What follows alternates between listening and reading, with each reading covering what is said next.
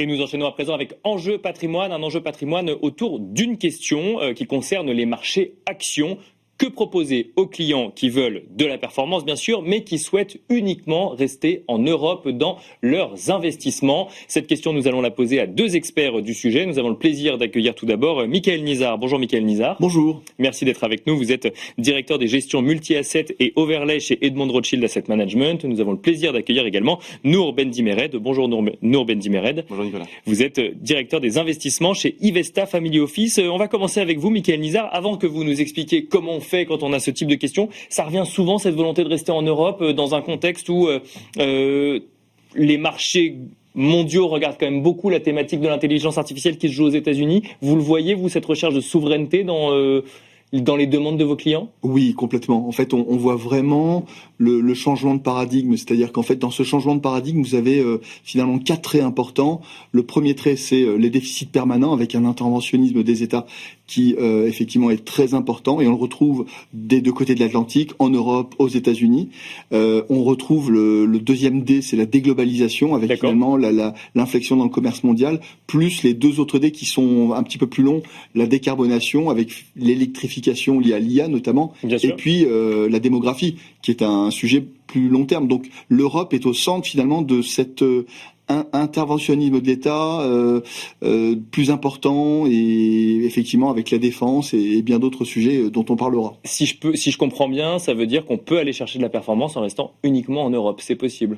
Oui, et surtout que, en fait, la leçon de cette année, c'est que pour la première fois depuis longtemps, on voit finalement l'Europe surperformer les États-Unis, que ce soit en devise locale ou finalement directement en euros.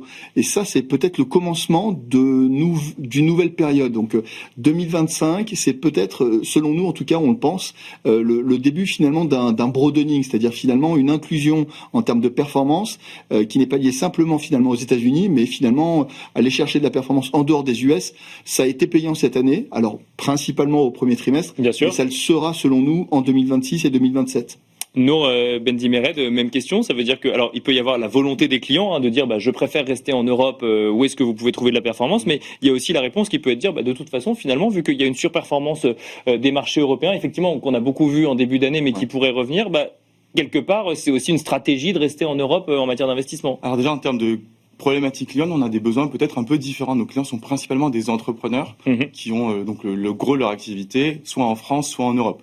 Donc nous, notre enjeu, c'est aussi de diversifier leur patrimoine via des investissements plutôt internationaux. D'accord. Donc on va essayer quand même de décentrer, de déconcentrer leur patrimoine de leur business réel. D'accord. Oui. Le gros de leur activité, de leur patrimoine, seulement leurs entreprises qui sont très locales.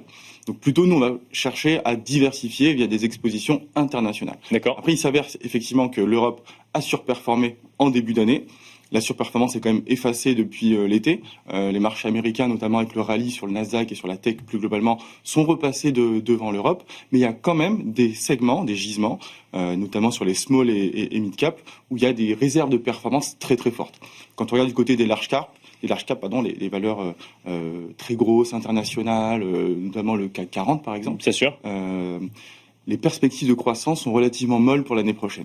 D'accord. Si on regarde le MSCI Europe, on attend autour de 6-7% de croissance pour 2026, à comparer à 15% pour le S&P, 25% pour le Nasdaq, donc un décalage en termes de croissance bénéficiaire, donc vraiment de croissance des bénéfices pour l'année prochaine, qui est très fort. Par contre, toujours en Europe, quand on descend en termes de taille de capitalisation, sur les petites et moyennes valeurs, là, on a des croissances attendues qui sont beaucoup plus fortes. Donc, performance en Europe, ça veut dire aller sur les small et mid, selon vous, si je comprends bien. Effectivement, et notamment pour une raison très simple, c'est que ces valeurs-là sont plus domestiques. D'accord. Donc, si on veut jouer un rattrapage, un rebond de la croissance économique européenne, les valeurs de small et mid cap sont plus locales, plus domestiques et donc naturellement plus exposées à un rebond de l'économie européenne. On partage totalement effectivement ce point de vue. Notre opinion sur la manière d'investir en fait en 2026 justement en Europe, c'est non seulement d'aller chercher de la croissance et en fait un levier macroéconomique, mais aussi d'aller chercher finalement une meilleure protection face à une instabilité en termes géopolitiques sur les tarifs. Même si effectivement on peut imaginer que après le drame qu'on a connu notamment sur le Liberation Day en avril, on risque d'avoir une meilleure visibilité. Mais les small caps, oui, il peut y avoir que des meilleures plusieurs nouvelles qui peuvent arriver sur Tout le à sujet fait. des tarifs. Oui. Mais en fait, vous avez quand même le sujet de la divergence des banques centrales et notamment sur l'euro-dollar. Complètement. On a vu en fait un dollar fortement baisser sur les premiers mois de l'année. Ça commence un petit peu à se tarir en termes de tendance, mais il nous semble en fait que l'euro-dollar pourrait encore aller chercher les 1,20 à 22. Et c'est là en fait où vous allez chercher une meilleure résilience à ce contexte d'instabilité sur le change, Bien sûr. avec finalement une réappréciation assez forte de l'euro. Et donc les small caps sont à ce titre-là un très bon outil pour aller chercher de la performance sans avoir finalement le risque de change lié aux valeurs exportatrices en fait. Avant d'aller peut-être un petit peu plus dans les secteurs ou dans les thématiques au sein des small et mid, les déficits budgétaires, les discussions budgétaires en Europe sont de nature à avoir un impact sur la performance des small et mid. Peut-être Nour Bendimered. Alors c'est un sujet étant donné que les small et mid caps sont des valeurs très endettées et donc très liées à la politique monétaire. Donc effectivement, si le sujet des déficits peut être amené à impacter les tendances sur les taux, ça peut être de nature à ralentir le rebond des small et mid caps. D'accord. Il s'avère Les discussions à l'Assemblée nationale sur cette fin d'année, par exemple, peuvent avoir un impact sur les performances de janvier-février ou pas? En termes de confiance, effectivement, donc ça Oui. peut ralentir la confiance des investisseurs, des consommateurs, et donc pénaliser la thématique. Néanmoins, on pense quand même que le plus dur est quand même derrière nous, que ce soit sur la politique, au niveau politique globalement, mais également sur le plan de la politique monétaire. On va quand même continuer à avoir des baisses de taux, 1 à 2 baisses de taux probablement supplémentaires du côté de la BCE, même si pour l'instant le discours est quand même plutôt prudent Bien sûr. du côté de la Banque centrale. Mais globalement, l'essentiel des tensions, que ce soit économique, politique ou en termes de politique monétaire, est quand même derrière nous. Donc on voit plutôt un horizon se dégager et donc des perspectives de performance assez saines pour le. Michael Nizar, même question. Quand on parle, je prends exprès l'exemple du budget en France Oui. pour 2026.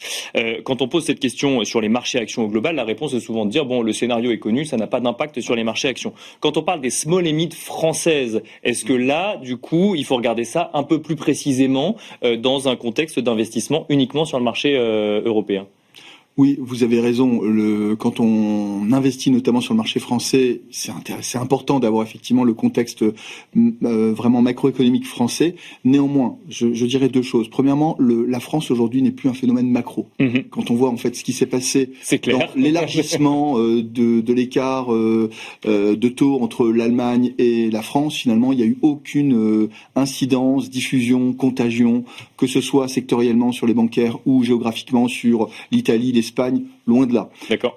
Deuxièmement, quand vous regardez finalement comment sont construits les bénéfices, notamment sur le CAC et les valeurs françaises, Mm-hmm. et encore plus en tout cas sur les valeurs françaises, on voit clairement que finalement elles ont une résilience quand même très très importante parce que effectivement elles arrivent à réaliser une partie de leurs chiffres à l'extérieur. Et Même donc, les small et finalement, mid. alors justement, sur les small et mid, ce qui est intéressant, c'est qu'en fait elles sont beaucoup moins sensibles aux facteurs de change, et c'est ça qui a pu pénaliser sur les 6 derniers mois finalement les grandes valeurs. Donc bien sûr il y a ce facteur, ce contexte économique, plutôt politique, budgétaire, qui peut effectivement rejaillir un petit peu sur le sentiment de marché, mais aujourd'hui les small et mid en fait européennes, c'est davantage lié finalement au leadership de l'Allemagne. Quand vous voyez finalement le changement de leadership avec finalement ce choc de confiance qu'on a eu notamment avec Monsieur Merz, on pense vraiment que finalement l'implémentation et l'effet d'entraînement qu'on aura de ce choc de confiance avec finalement une mesure et des relances budgétaires assez importantes en Allemagne, ça devrait rejaillir sur l'ensemble du dispositif et aussi sur la thématique et l'appétit pour le risque, notamment sur la défense. Marché action que proposer aux clients qui veulent de la performance mais uniquement en Europe, la réponse du coup c'est small et mid en Allemagne si je comprends bien. Est-ce qu'il y a des secteurs qui ressortent, je sais pas, la défense, la pharma ou autre? Alors c'est vraiment européen parce que globalement vous voyez l'Espagne, l'Italie s'en sortent particulièrement bien sûr. Le MDAX, c'est-à-dire en fait les small et mid allemandes c'est plutôt une opportunité parce que finalement on voit qu'en fait elles sont un petit peu en retrait, mais globalement acheter un fonds justement small mid européenne ou de la zone euro, je je pense que c'est ce qu'il y a de mieux pour diversifier son risque, mais avec cette thématique d'avoir un État aujourd'hui qui est beaucoup plus souverain Bien et sûr, oui. avec une souveraineté industrielle qui est retrouvée, et cette volonté, ce volontarisme économique qui va se retrouver plus sur les small et mid. Et surtout, c'est qu'en fait, quand vous regardez par rapport à la volatilité, finalement, la rémunération du risque, cette année en tout cas, est bien meilleure que les années précédentes. Et il y en a encore devant nous quand on voit la décote historique qu'on a sur les small et mid. Nour Bendimered, il y a des secteurs qui tirent leur épingle du jeu, qu'il faut regarder de près en Europe quand on veut chercher de la performance. On a beaucoup parlé de défense ou de souveraineté. C'est une thématique qui reste à l'ordre du jour en fin d'année 2025. Qui reste très importante, notamment liée. Ça devrait être la thématique gagnante très clairement avec l'industrie. Les thématiques qui devraient profiter le plus largement des plans de relance que vous venez d'évoquer, qui sont implémenté en grande partie par la MAD, mais plus globalement par la Commission européenne et par les différents gouvernements au niveau européen. Donc garder une exposition géographiquement très diversifiée et sectoriellement très orientée sur l'industrie, un peu moins sur la consommation parce qu'on a quand même des sujets de ralentissement de la consommation, mais plutôt orienté B2B au sens large. Donc probablement effectivement la défense qui devrait rester un sujet, même si on a eu un rallye très très fort, on commence à avoir quelques prises de bénéfices, mais il reste des valeurs très intéressantes sur le sujet. Et l'industrie au sens large, qui est un segment qui devrait très clairement tirer son épingle du jeu. Michael Nizar. Oui, alors peut-être un autre véhicule d'investissement qui me semble important pour 2026, pour rester finalement sur vos thématiques de l'Europe, bien sûr, qu'on rejoint tout à fait, c'est finalement la dette high yield, donc sur le marché du crédit européen.